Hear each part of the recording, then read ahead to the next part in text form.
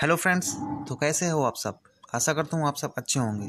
आज के वीडियो में हम बात करने वाले हैं, यदि आप एयरफोर्स एग्ज़ाम दे रहे हो या फिर एयरफोर्स एग्ज़ाम में इंटरेस्टेड हो तो आपको उसके फेज़ 2 के बारे में भी पता होना चाहिए, क्योंकि जैसे ही आप रिटर्न देते हैं तो आपको फेज़ 2 के बारे में पता होना चाहिए, तभी आप फेज़ 2 की तैयारी अच्छे से कर पाएंगे। फ्रेंड्स, आज के वीडियो में हम फेज़ 2 से रिलेटेड सारी जानकारी इस वीडियो में कवर करने वाले हैं। VFT क्या होता है, DFT क्या होता है, SRT क्या होता है, आपका रनिंग कितने मीटर की होती है, कितना टाइमिंग देता है, कितने स्क्वाट्स, कितने पुशअप, कितने सिटअप्स, सब कुछ इस वीडियो में कवर करने वाले हैं। अगर मैं कहता हूँ कि अगर आपने ये वीडियो पूरा देख लिया तो आपको कोई और वीडियो देखने की ज़रूरत नहीं पड़ेगी फेज़ 2 के बारे में। फ्रेंड्स, वीडियो इंपॉर्टेंट रहने वाला है, वीडियो अंत तक जरूर देखना। यदि आप चैनल पर पहली बार विजिट कर रहे हैं या फिर चैनल को अभी तक सब्सक्राइब नहीं किया है तो चैनल को सब्सक्राइब कर लें। मैं ऐसे ही अपने चैनल पर वीडियोस लाता रहता हूँ। फ्रेंड्स, वीडियो को करते हैं बिना किसी देरी के। हेलो फ्रेंड्स, मैं हूं मयंक। एक बार फिर से अपने यूट्यूब चैनल जेन्युइन मयंक पे आप सबका बहुत बहुत स्वागत करता हूं। फ्रेंड्स, आज की वीडियो में हम बात करने वाले हैं कि प्रोसीजर क्या है इसका फेज़ 2 का। वीडियो को स्टार्ट करते हैं बिना किसी देरी के। बस आपसे एक रिक्वेस्ट है कि आप पेशेंस के साथ वीडियो को पूरा देख लें, आपका कोई भी डाउट नहीं बचेगा। अगर आपका फिर भी कोई डाउट रहता है तो आप कमेंट सेक्शन में पूछना, मैं उसका रिप्लाई ज़रूर दूंगा। फ्रेंड्स, बिना किसी देरी के वीडियो को करते हैं स्टार्ट। तो चलते हैं नेक्स्ट स्लाइड पे। सबसे पहले आप लोगों को नेवर गिव अप, यानी कि आपको गिव अप बिल्कुल भी नहीं करना है। मतलब कि एग्ज़ाम कैसा भी हो, आपको ये नहीं सोचना आप अपना सिर्फ बेस्ट दें, बेस्ट देने की कोशिश करना। ओके, चलते हैं नेक्स्ट स्लाइड पे। नेक्स्ट है हमारा सबसे पहला एयरफोर्स एग्ज़ाम XY ग्रुप का फेज़ 2 प्रोसीजर। इस वीडियो में हम पूरी डिटेल में बात करने वाले हैं। चलते हैं। नेक्स्ट है हमारा सबसे पहला प्रोसीजर है वो है आपकी रिपोर्टिंग। यानी कि रिपोर्टिंग आप देख सकते हैं यहाँ पे, एक मिनट। आप रिपोर्टिंग यहाँ पे देख सकते हैं। रिपोर्टिंग आपकी 5:30 AM पे होगी। उसके बाद वहाँ पे डॉक्यूमेंट वेरिफिकेशन होगा, बायोमेट्रिक होगा। अब ये क्या होता है, तो डॉक्यूमेंट वेरिफिकेशन में आपको एडमिट कार्ड में आपके डॉक्यूमेंट्स दिए जाएंगे कि आपको आधार कार्ड ले जाना है, आपको ये ले जाना है, मार्कशीट ले जाना है, सारे डॉक्यूमेंट्स वहाँ पे दिए रहेंगे। आपको वो डॉक्यूमेंट्स सारे ले जाने हैं। जैसे ही आपकी लिस्ट आएगी मैं आपको उस पर भी वीडियो दे दूँगा। घबराने की कोई दिक्कत नहीं है।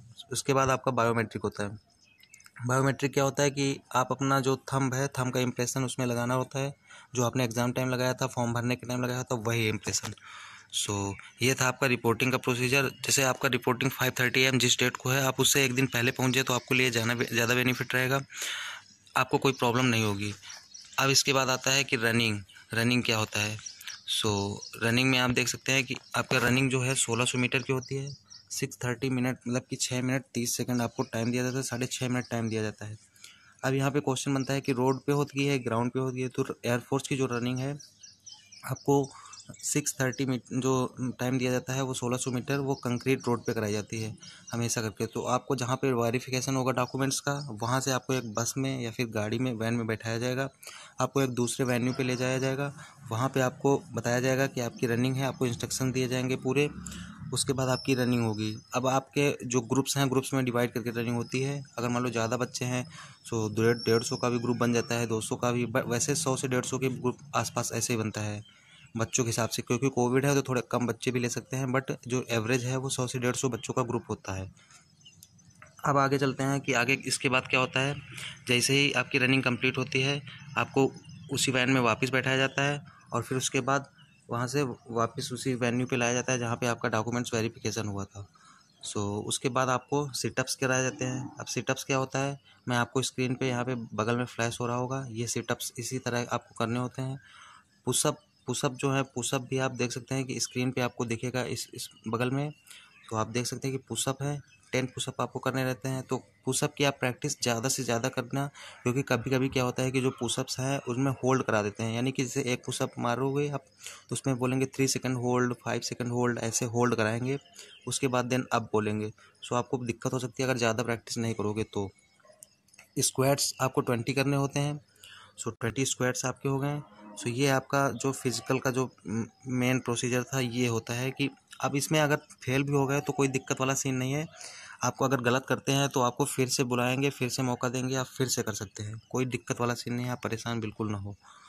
इसके बाद क्या होता है कि आपका जो ये है फेज़ 2, मतलब कि सिटअप वगैरह का जो अभी तक जो जितना भी हुआ है सिस्टम, यहाँ पे होता है रिजल्ट डिक्लेरेशन, यानी कि आपका रिजल्ट डिक्लेयर कर दिया जाता है कि जो लोग पास हुए हैं वो वहीं रुकेंगे, जो लोग फेल हुए हैं उनको वापस वहाँ से भेज दिया जाता है। उसके बाद थोड़ा सा रिफ्रेशमेंट का टाइम दिया जाता है, आप लोग रिफ्रेश हो लें, उसके बाद आगे का प्रोसीजर शुरू होता है।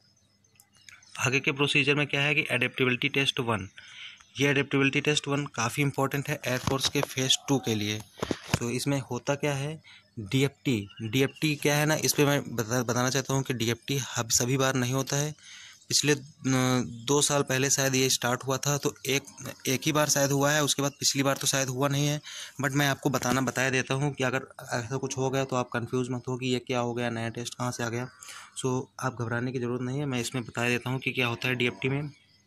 सिंपली से क्या होता है कि जो डीएफटी होता है इसमें 20 एमसीक्यूज टाइप क्वेश्चन पूछे जाते हैं, यानी कि इंग्लिश के क्वेश्चंस बहुत इजी होते हैं। अगर आपने फेज़ 1 क्लियर कर रखा है तो आपको इसमें कोई प्रॉब्लम नहीं होने वाली है, यानी कि बहुत इजी क्वेश्चंस होते हैं, बस इंग्लिश के क्वेश्चन होते हैं एमसीक्यू टाइप में, नेगेटिव मार्किंग नहीं होती है। अब घबराने की कोई दिक्कत नहीं, आप पूरे अटेम्प्ट करिए।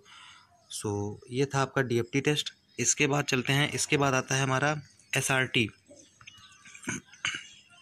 एसआरटी क्या होता है, यानी कि एसआरटी होता है सिचुएशन रिएक्शन टेस्ट, यानी कि जो इसमें एनडीए वाले स्टूडेंट्स होंगे वो अच्छे से समझते होंगे एसआरटी के बारे में। सिचुएशन रिएक्शन टेस्ट क्या होता है, अब सिचुएशन रिएक्शन टेस्ट में क्या होता है कि 40 क्वेश्चन होते हैं, 30 मिनट में आपको कंप्लीट करने होते हैं। नेगेटिव मार्किंग इसमें होती नहीं है, ये आप फिर से ध्यान रखना, आपको क्वेश्चन सारे कंप्लीट करने हैं। अब इसमें क्या होता है कि सिचुएशन रिएक्शन टेस्ट में आपको कुछ सिचुएशंस दी जाएंगी, उस पर आपको टिक करना रहेगा कि 4 ऑप्शंस में आपको कौन सा सही लग रहा है। यानी कि जैसे पूछा गया कि आप रास्ते से जा रहे हैं स्कूल की तरफ, वहाँ पे आग लग गई तो आप वहाँ पे क्या रिएक्ट करेंगे। रास्ते में जाते हुए एक्सीडेंट हो गया, आपको दिख गया, तो आप उस पर क्या रिएक्ट करेंगे। 4 ऑप्शन दिए रहेंगे, उस पर आपको टिक करना रहता है, लिखना कुछ नहीं रहता, बस आपको टिक करना रहता है। सो ये था आपका एसआरटी टेस्ट। अब इसमें क्या है कि इसमें कुछ क्वेश्चन रीजनिंग के भी डाल देते हैं कि, और उसके बाद जीके के क्वेश्चन भी कुछ वो डाल देते हैं, बाकी सिचुएशन रिएक्शन में एसआरटी ही रहती है। पूरा बहुत इजी होते हैं, आप इसमें कॉमन सेंस भी से भी कर सकते हैं, कोई दिक्कत वाली, लेकिन थोड़ा सा प्रैक्टिस कर लें। सो इसके लिए मैं बुक्स भी बताऊंगा कि कौन कौन सी बुक्स हैं। सो आप रीजनिंग एंड जीके क्वेश्चन भी थोड़े इंक्लूड रहते हैं। सो ये था आपका एसआरटी का टेस्ट। एसआरटी का टेस्ट कंप्लीट होने के बाद चलते हैं नेक्स्ट स्लाइड पे। इसमें इंपॉर्टेंट जो है, इंपॉर्टेंट टिप्स जो क्या है, इंपॉर्टेंट ये है कि आपको सारे क्वेश्चन करने हैं, क्योंकि इसमें नेगेटिव मार्किंग नहीं होती है। सो आप सारे क्वेश्चन करेंगे तो आपको फ़ायदा मिलेगा। अब बात करते हैं कि इसमें नो नेगेटिव मार्किंग, ये मैंने बता रखा है। इसके बाद आपका रिजल्ट डिक्लेयर कर दिया जाता है, यानी कि जो एसआरटी और डीएफटी हुआ है इन दोनों का साथ में रिजल्ट डिक्लेयर होता है। सो आपका रिजल्ट डिक्लेयर कर दिया जाता है, आपको बता दिया जाता है कि कौन कौन पास हुआ है, कौन कौन फेल। जो पास होते हैं वो वहाँ पे रुकते हैं, बाकी लोगों को वापस घर की तरफ भेज दिया जाता है। अब आता है हमारा अडेप्टेबिलिटी टेस्ट 2। ये टेस्ट काफ़ी इंपॉर्टेंट है, इसकी आप अच्छे से अगर प्रैक्टिस नहीं करेंगे तो आप इसमें फंस सकते हैं। सो आपको इसमें बहुत ज़्यादा ध्यान रखना है। अब क्या होता क्या है कि जो लोग वापस भेज दिए जाते हैं उसके बाद जो लोग वहाँ पे बचते हैं, ज़्यादा लोग बचते नहीं हैं, बट जो बचते हैं उनको 15 से 20 के ग्रुप में डिवाइड कर दिया जाता है, यानी कि कभी कभी 15, कभी कभी 12-13 भी कर लेते हैं। सो वो अपने हिसाब से, बच्चों के हिसाब से करते हैं कि कितने बच्चे हैं, किस हिसाब से हैं। सो अपने हिसाब से वो कर लेते हैं, लेकिन एवरेज जो है 15 से 20 बच्चों का मैं बता रहा हूँ कि ग्रुप में डिवाइड कर लेते हैं। कुछ ग्रुप बना लेते हैं, उसमें 15 से 20 बच्चे रख देते हैं। उसके बाद क्या करते हैं कि आपको एक टॉपिक दे दिया जाता है, यानी कि कोई एक टॉपिक दे दिया जाएगा इंग्लिश का पैराग्राफ टाइप में, उसको आपको पढ़ना रहता है, 2-3 मिनट टाइम मिलता है। सो जैसे कि एग्जांपल है कि polythene should be ban in India, यानी कि पॉलीथीन इंडिया में बैन होना चाहिए या फिर नहीं। सो इसके ऊपर एक पैराग्राफ लिखा रहता है, आपको इसमें कोई घबराने की जरूरत नहीं है, आपको अपने तरफ से कुछ नहीं बोलना है, थोड़ा सा अपने केवल विचार रखने हैं, आपको अपना ओपिनियन रखना है उस पर, क्या सही है या फिर गलत, बस ये सब बताना है आपको।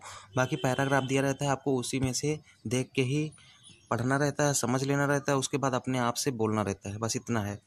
ध्यान रखना कि आपको इसमें सिर्फ इंग्लिश लैंग्वेज का ही यूज़ करना है, इस बात का आप ज़रूर ध्यान रखें कि जो है इंग्लिश लैंग्वेज आप इसमें ज़रूरी है ज़्यादा। सो इंग्लिश लैंग्वेज का ही आप यूज़ कर लें, क्योंकि आप चाहे जैसा बोलें, थोड़ा सा टूटी फूटी भी होगी, कोई दिक्कत वाला सीन नहीं है वहाँ पे, बस केवल आप क्लियर बोलें और थोड़ा लाउड बोलें, बस ये है। तो ये था आपका अडेप्टेबिलिटी टेस्ट 2 जीडी, जिसको हम जीडी कहते हैं। सो टॉपिक मिलता है आपको, जैसे cracker should be ban in India, ये सब बहुत सारे टॉपिक्स रहते हैं। मैं आपको टॉपिक भी बताऊंगा क्या क्या, जब एग्ज़ाम टाइम आएगा तो उसके पहले मैं बता दूंगा। सो ये था आपका एडेप्टेबिलिटी टेस्ट 2, जिसमें जीडी कंप्लीट हो गया आपका और नरेशन हो गया। अब इसमें जीडी में प्रोसीजर क्या रहता है, ये आगे आगे चलते कवर करते हैं। तो इसका प्रोसेस जो रहता है, आप देख सकते हैं यहाँ पे प्रोसेस। तो इसका प्रोसेस है, सबसे पहले 1 मिनट आपको मिलता है सेल्फ इंट्रो का। वो आपको इंस्ट्रक्शंस पूरे देंगे, सही से बताएंगे आपको कैसे करना है। सो इसमें जब सबसे पहला जो 1 मिनट होता है वो आपको सेल्फ इंट्रो देना रहता है, कि यानी कि आपका नाम क्या है, आप कहाँ से हो, आप क्या कर रहे हो, मतलब कि कौन सा कोर्स कर रहे हो, क्या डिग्री हो आपके पास, ये सब आपको बताना रहता है सिर्फ 1 मिनट में। ज़्यादा आपको खींचना नहीं है कि आप खींचते रहो। अगर ज़्यादा खींचोगे तो आपको बैठा देंगे फालतू में, फेल भी कर सकते हैं। सो आप सिर्फ 1 मिनट में आपका सेल्फ इंट्रो दें। इसके बाद आता है आपका 2 से 3 मिनट आपको टॉपिक पे बोलना रहता है, यानी कि जो टॉपिक आपने चूज़ किया है उसके हिसाब से आपको उसमें अपना पॉइंट ऑफ व्यू, यानी कि अपना ओपिनियन उसमें रखना होता है कि क्या सही है या फिर क्या गलत है। तो ये आपका अपना पॉइंट ऑफ व्यू रखना होता है। अब होता है कि क्या अब ये होता है कि इसमें जो नोट ध्यान देने वाली बात है, speak loud and clear, behave politely, don't make fish market. अब फिश मार्केट क्या होता है, सबसे पहले बात करते हैं स्पीक लाउड एंड क्लियर, यानी कि लाउड मतलब आपको चिल्लाना नहीं है, मतलब आपकी आवाज़ एक क्लियर सुनाई दे। ऑफिसर को अगर क्लियर सुनाई नहीं देगी तो आपको कैसे जज करेंगे कि आप सही बोल रहे हैं या फिर गलत बोल रहे हैं। सुनाई तो देना चाहिए ना उन्हें। तो आपको क्लियर बोलना है, स्पष्ट आवाज़ में बोलना है। उसके बाद बिहेव पोलाइटली, यानी कि आपको वहाँ पे ये नहीं दिखाना कि मैं थोड़ा स्टैंडर्ड हूँ, ये है वो है। आप वहाँ पे इंटरव्यू टाइप में जा रहे हो, जीडी में जा रहे हो, तो आप थोड़ा पोलाइट एकदम विनम्र भाव में रहिए। सो इसके बाद है डोंट मेक फिश मार्केट। अब फिश मार्केट क्या होता है, जो एनडीए के स्टूडेंट्स हैं वो बहुत अच्छे से समझ जाएंगे, क्योंकि वो इनके लिए कॉमन वर्ड्स है, लेकिन एयरफोर्स बच्चों के लिए थोड़ा सा नया शब्द हो सकता है। सो फिश मार्केट होता क्या है कि फिश मार्केट में आपका जो क्या कहते हैं, जैसे फिश मार्केट है कि जैसे कोई टॉपिक चल रहा है, मान लो cracker should be ban in India चल रहा है, उसमें मान लो दो लोग बोलने लगे आपस में। अब उसके बाद तुम भी घुस रहे हो, 4 लोग बोलने लगे उसमें, मतलब एक ही में किसी का समझ नहीं आ रहा, ना वो क्या बोल रहे हैं ना वो क्या बोल रहे हैं, मतलब एक ही में घुस जाओ। तो वो होता है फिश मार्केट। इससे क्या होता है कि पूरा का पूरा ग्रुप भी आउट हो सकता है, क्योंकि जो ऑफिसर्स हैं उनको कुछ समझ में नहीं आएगा, आप लोग क्या बड़बड़ कर रहे हो, समझ में नहीं आएगा कुछ। सो ये था आपका जीडी का प्रोसीजर। जीडी कैसे होता है, क्या होता है, जीडी पे अलग आप चाहेंगे तो अलग से मैं एक डिटेल में वीडियो बना दूंगा, क्या क्या प्रोसीजर है, क्या क्या रूल्स आपको फॉलो करना है, क्या क्या टॉपिक्स उसमें इंपॉर्टेंट हैं, ये मैं आपको बता दूंगा। इसके बाद होता क्या है कि आपका रिज़ल्ट डिक्लेयर कर दिया जाता है। रिज़ल्ट डिक्लेयर जैसे ही होता है, सो जो लोग मतलब कि पास होते हैं उनका वहाँ पे डॉक्यूमेंट सबमिट कर लिया जाता है और बाकी लोगों को वापस भेज दिया जाता है। सो डॉक्यूमेंट्स आपके जो वहाँ पे बोले जाते हैं कि क्या क्या सबमिट करना है वो आपको करने हैं। मैं इस पे बाद में वीडियो लाऊंगा। सो इसके बाद क्या होता है कि जो लोग पास हो गए, सो उनके डॉक्यूमेंट सबमिट हो गए, फिर उसके बाद उनको मेडिकल के लिए अलग डेट दी जाती है, या फिर उसी दिन किसी सेंटर में उसी दिन बुलाया जाता है, या फिर कभी कभी होता है कि ज़्यादातर अलग डेट दे देते हैं, आपको इस डेट पे मेडिकल यहाँ पे जाना है। सो आपका मेडिकल होता है। अगर मेडिकल में आप पास हो जाते हैं तो आपको ग्रीन कार्ड दिया जाता है, या फिर आपको कोई दिक्कत है तो रेड कार्ड या फिर ऐसे येलो कार्ड ऐसे देते हैं। वो अलग का मेडिकल का प्रोसीजर है। मेडिकल पे मैं अलग डिटेल में वीडियो बना दूंगा जिससे आपको कोई प्रॉब्लम ना हो। सो ये था आपका प्रोसीजर। में ग्रीन कार्ड मिलने के बाद आपका मान लो कि सिलेक्शन हो ही गया। इसके बाद क्या हुआ कि पीएसएल आती है। जब मेडिकल आपका ग्रीन कार्ड मिल जाएगा उसके बाद पीएसएल लिस्ट आती है। पीएसएल में अगर आपका नाम है देन लास्ट में एनरोलमेंट आती है, देन आपका ज्वाइनिंग होती है। So thanks for watching. अगर आपने ये वीडियो देख लिया तो आपका कोई डाउट नहीं बचा होगा, मैं आशा करता हूँ। अगर आपका कोई डाउट हो तो कमेंट सेक्शन में ज़रूर पूछ लेना। सो वीडियो कैसा लगा लाइक कर देना, कमेंट में ज़रूर बताना। सो आज की वीडियो में इतना रखते हैं, मिलते हैं किसी नेक्स्ट वीडियो पे, तब तक के लिए जय हिंद फ्रेंड्स।